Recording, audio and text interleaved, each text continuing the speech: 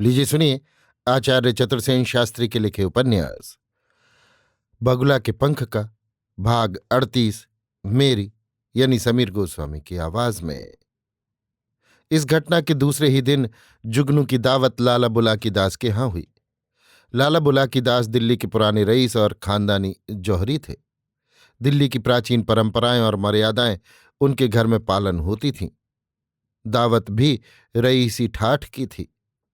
जुगनू को संगमरमर की मेज पर चांदी के बर्तनों में तकल्लुफ की दावत दी जा रही थी। 20 किस्म के नमकीन, मिठाइयाँ, अचार, मुरब्बे, चाट, सौंठ और पकवान थे। कई किस्म के रायते थे। लाला बुलाकी दास स्वयं खड़े होकर मेजबानी कर रहे थे। वे बड़े प्रेम से, नम्रता से और मिठास से बारंबार प्रत्येक चीज को परोसने, दोबारा थोड़ी और लेने का आग्रह कर रहे थे। बड़ी शाहाना दावत थी। ऐसी दावत जुगनू के जीवन में पहली ही थी। लाला बुलाकी दास की विनम्र भावना को देखकर जुगनू कुछ लज्जित सा हो रहा था। वो कुछ घबरा भी रहा था। सच पूछा जाए तो उससे कुछ भी खाते पीते न बन रहा था। थाल में कोई 42 कटोरियां थीं, छोटी छोटी। सब में भिन्न भिन्न खाद्य पदार्थ थे। चटनी, अचार, मुरब्बे से लेकर दाल, मोठ, रायता, साग, तरकारी तक। थाल इतना बड़ा था कि बिना खड़ा हुए किनारे तक हाथ पहुंचना कठिन था। जुगनू को ये पता ही न लगता था कि किस कटोरी में क्या है और उसे कैसे खाया जा सकता है। लाला बुलाकी दास की उपस्थिति और बारंबार ये पूछना कि और क्या चीज मंगाई जाए, कौन चीज पसंद है, उसे और भी घपले में डाल रहा था। वो चाहता था एकांत, परंतु यह एकांत कहाँ था।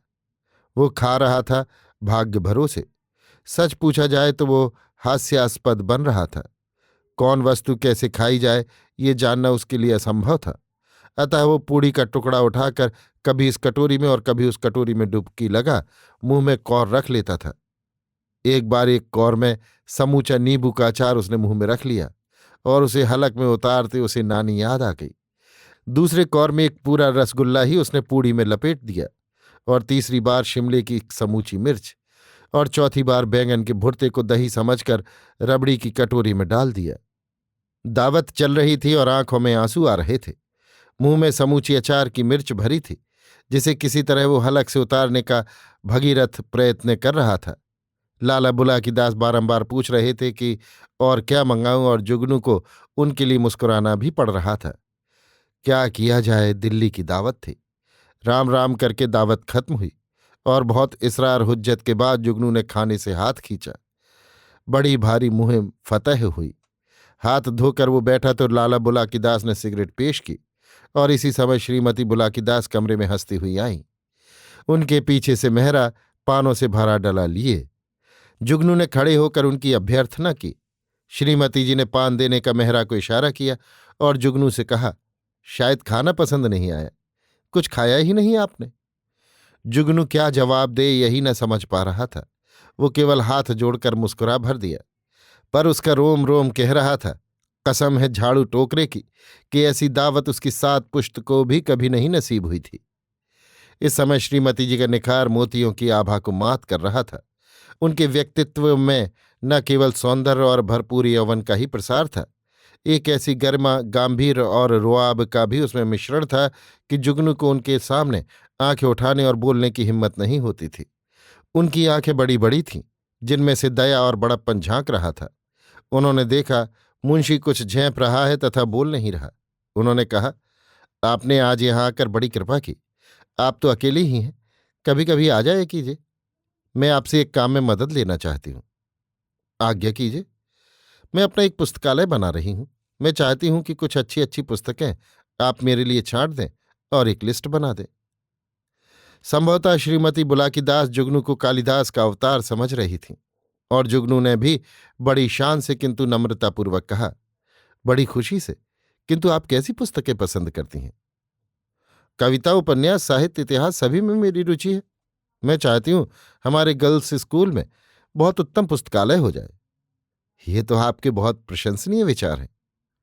मैं आपको एक और कष्ट देना चाहती हूं। आज्ञा कीजिए। इसी सोमवार को हमारे स्कूल का वार्षिकोत्सव है। लड़कियां एक अभिनय कर रही हैं। आप ही उसका सभापतित्व कीजिए। देखिए, इनकार मत कीजिए। मैं इस योग्य तो नहीं हूं, पर आपकी आज्ञा है तो पालन करना ही होगा। बहुत बहुत धन्यवाद। हम तो ये भी चाहते हैं कि कमेटी हमें कुछ सहायता भी दे। सब भार अकेले मेरे ही पर्स पर है। हमें सहायता मिलनी ही चाहिए। ये तो कुछ सुनते नहीं। आप ही कुछ कीजिए। जरूर जरूर, मुझसे जो बन पड़ेगा अवश्य करूंगा। अब आज्ञा दीजिए, बहुत से आवश्यक काम पड़े हैं। लाला बुलाकीदास उठ खड़े हुए। उन्होंने कहा, गाड़ी आपको छोड़ आएगी। मैं शायद आज न आ सकूं। जरा कल की मीटिंग का एजेंडा देख लेना। आप चिंता न करें लाला जी। और वो शान से दोनों को नमस्कार करके गाड़ी में जा बैठा। गाड़ी में बैठकर उसने संतोष की सांस ली। नींबू के अचार की खटास अब भी उसके मुंह में आ भरी थी। अभी आप सुन रहे थे आचार्य चतुर्सेन शास्त्री के लिखे उपन्यास बगुला के पंख का भाग 38, मेरी यानी समीर गोस्वामी की आवाज में।